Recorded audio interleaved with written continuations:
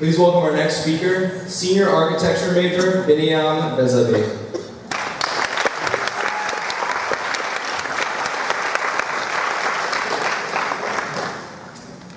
Hello guys, good evening. Thank you all for coming out tonight. Being fearless involves the willingness to understand and participate in experiences, so I really thank you for being just that. There are numerous manifestations of fearlessness on our campus here at UMD. However, tonight I have chosen one. On that note, imagine you have moved to another country and somebody comes over and says, "Wala ka kamamahal mo hindi ka?" Or, "Alam mo kung paano upang makakuha sa gitnang bayan." Or, "Anyatawa mashino shushini ko ishite maska." How would you react? Let's take it further. Imagine you feel so ambitious that you even decide to get enrolled in school with that other language. By the way, I'm sure some of you thought I'm a genius linguist, but I'm not. I spent some serious time doing some serious memorization. But my point is, on our campus, there are so many students who have done exactly that. My intention tonight is to explore the experience of non-native speakers in an educational environment with a second language, and how fearless you have to be to jump into that unknown experience. In August of 2011, I moved to the United States from my home country, Ethiopia. A couple of days later, I was on a 15-hour train ride to university in Michigan. And a few weeks later, I got lost. I was coming back from a relative's house, and I had no idea that I was on the last bus for the day. And it dropped me off at the most random location. For the next 3.5 hours, I spent hopping from one bus to another trying to find my way back. It was around midnight at this point, by the way. Finally, my then naive 18-year-old self decided to call my roommate. And I said, "Hey, I'm out there, I'll be there, don't worry." He freaked out. He was baffled by how I was unable to understand that I could have been in a serious problem.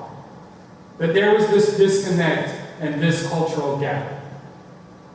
In the last 5.5 years, I have noticed a few of these gaps.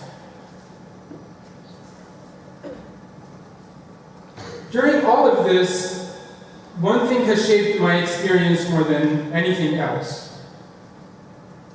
But before I reveal that, at first, a lot of things were different and it was very difficult for me to adjust.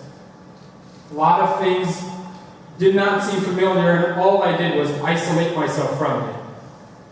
Although, I remember my roommate dragged me out in the freezing Michigan cold for the homecoming concert of the one and only Vanilla Ice. I'm sure some of you can recognize the irony in that. I don't think I've ever been that cold in my entire life, and I didn't even get to take a good picture of them, as you can see. But that one thing that shaped my experience more than anything else is language.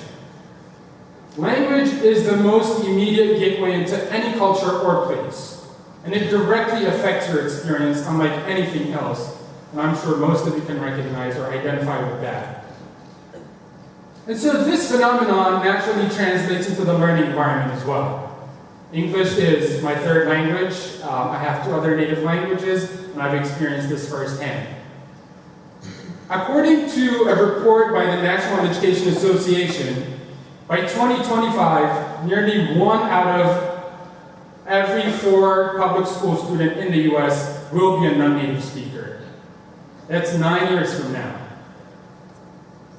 So it is very important to sort of identify these experiences and somehow respond to them because they're important. Using a certain language to speak with friends in a social setting is very different from using it in school. Jim Cummings, who is an American linguist, distinguishes this situation. He classified it as being basic interpersonal communicative skills, BICS, or cognitive academic language proficiency. The first one, BICS, is basic language. Language that is held by contextual support. You know, body language, facial expression, that sort of thing. But the second one, CAL, is different. It refers to the more evolved language skills that are required in a classroom.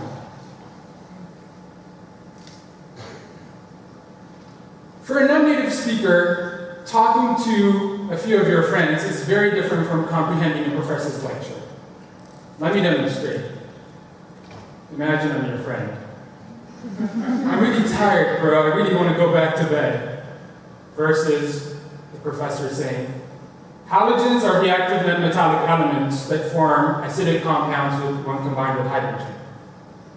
Two different things, right? The second one is infinitely harder to comprehend.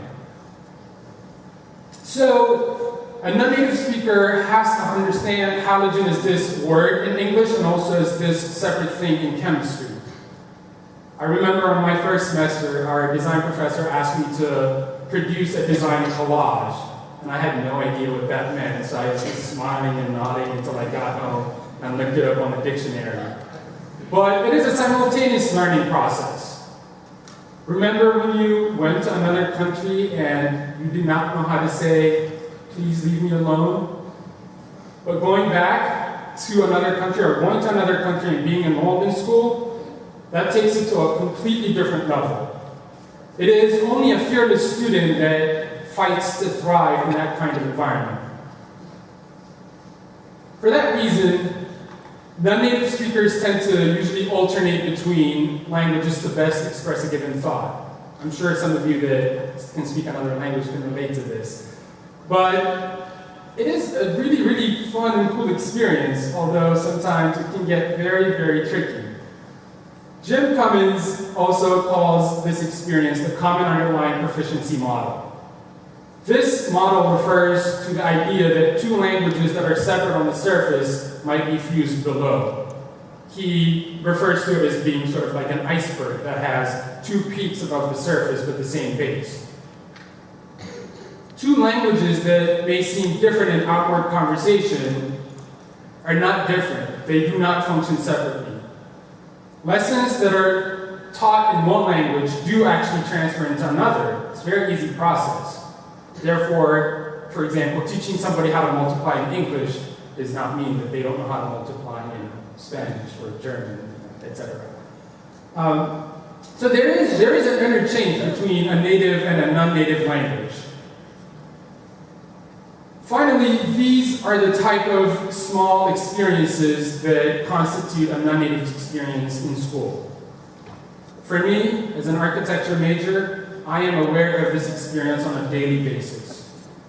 Architecture students are constantly expected to present their ideas every single day.